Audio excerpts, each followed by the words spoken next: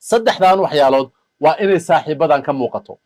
saddexdan waxyaalood waa inay saaxiibadan ka muuqato number 1 waa inay leeyihiin kobac ay korayaan oo isbedel ah oo ka duwan midka maanta ay yihiin micnahooda ay tahay noloshu waa 2 maalmood ama waa 3 maalmood waa maalinkii shalay ahaa maalinka maanta ah iyo maalinka beri ah waa inaysan ku nooleen maalinkii shalay ahaa waxa ay qabteen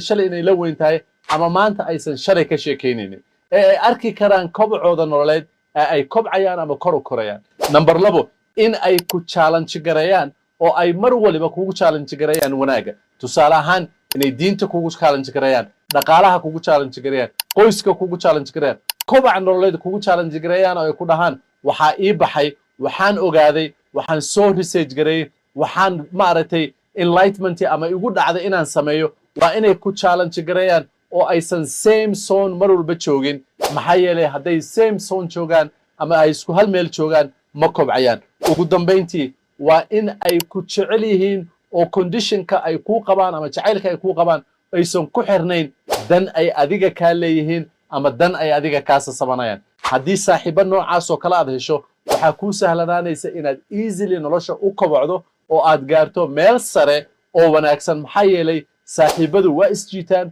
waxayna kugu jiidanayaan ama wanaaga ama xumaanta iska fiiri saaxiibada adiga oo aan u fiirinaynin qaraabaan nahay tol baan nahay laakiin u fiirinaya xagee bay u socdaan growth isbedel ma samaynayaan ma i challenge gareynayaan ma i jecel yihiin insha allah saddexdan waxyaalood